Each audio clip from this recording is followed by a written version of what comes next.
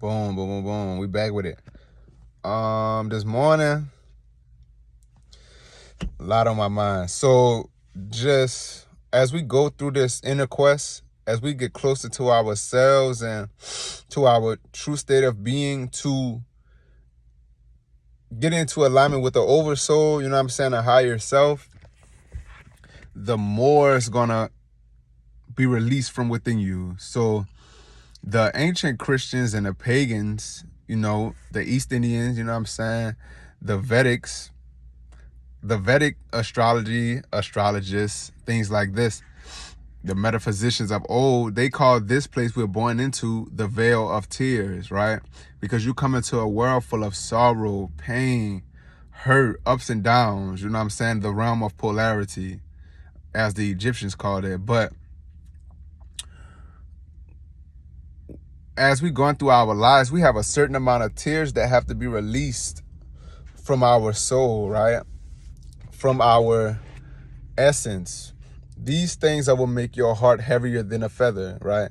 So as they weigh your heart against the laws of Ma'at, the scales tip one way or another, right?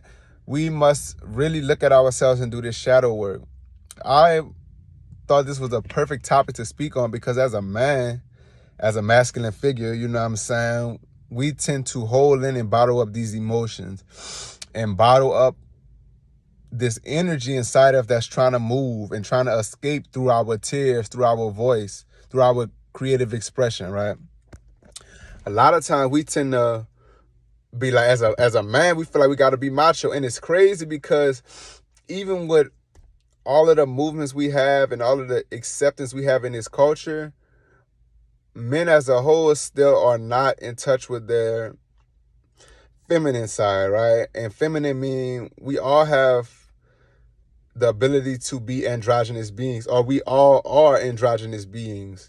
We have feminine and masculine principles within us, whether that's hormones, whether that's our brain, we have left and right, you know what I'm saying, creative side, analytical side, whether that's our energetic side, we have Ida and Pingala.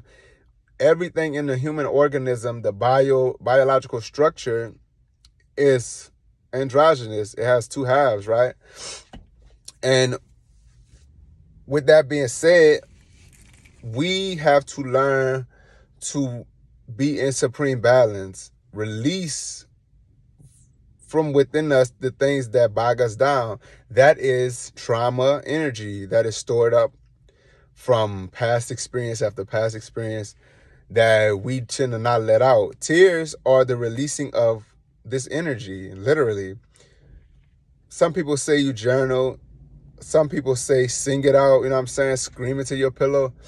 But I'm really, truly realizing that the more you release, the more you gain. Whether that's detachment from the outcome of your manifestations, whether that's releasing the old built up energy that is your old self. Check this out. The more you release tears and fears of your past, the more you grow into your new self. Because what is trapped inside of you and keeping you stagnant as position that you feel like you want to get out of is an energetic anchor to your past self, which needs to be burnt up, which is a process. The more you hold on to these things, the more energy that's going to be compiled into these areas of your body, which come out as what? Pain, right? Energy blockages in the body come out in the form of dis-ease of the energetic structure that is your biological organism, which runs off electrical impulses. So when we block these electrical impulses that are telling us to cry or telling us to scream, because that's all they are, impulses, we throw ourselves off of center, throw ourselves out of alignment with our higher self and our divine guidance. Because the more you listen to your intuition and your inner voice, the stronger it gets, the easier it is to hear it. My bad, I just left the gym. But the more you run away from it and do things that are against what you know is your best, against your best interest, your intuition starts to be quiet and you get disconnected from source through your crown chakra, right? You're not listening to the intuitive nudges of the universe, of the cosmos. release, release, release. We come into this veil of tears to understand the power and how to have the ability to release, how to manipulate energy and release our attachment to these energies that we are manipulating and coming into contact with. I've been reading how to